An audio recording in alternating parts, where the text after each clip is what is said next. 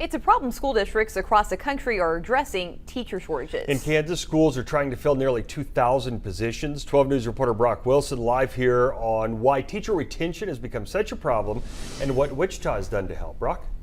Well, Mike, let's start off with some good news. Teacher vacancies in the Wichita area are actually down about 50% this fall, but that's not the case statewide. So local leaders are identifying what needs to be done to change that. Many of the teachers are leaving the profession due to low salaries, burnout, and lack of support. United Teachers of Wichita President Katie Warren says teachers leaving the profession is a nationwide issue. They're very overwhelmed with the increase in expectations that have been put on them, especially taking on those roles beyond just teaching. Kansas dealing with a shortage of nearly 2,000 teachers statewide. So unfortunately, we did add more vacancies over this summer than what was reported in the spring. Kansas State Teacher Licensure Director Shane Carter telling the State Board of Education this week that's an 8% increase in vacancies from the spring.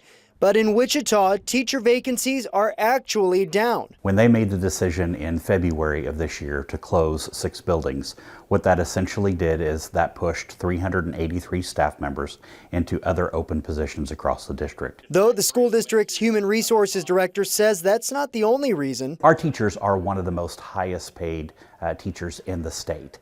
We vowed to make that a priority over the last couple of years. And Wichita teachers have taken notice. Talking with teachers, knowing that they were getting that salary increase, I think helped, because there's been years where we've had no salary increases. But the UTW president says there's still much that needs to be done to fix the problem of teacher retention across Kansas. It's been hard on our educators because we expect more than just them teaching content. We expect them to take care of all the students' mental health needs, emotional needs, social needs. We really need to make sure that our teachers have support and look at those expectations that we're placing on them.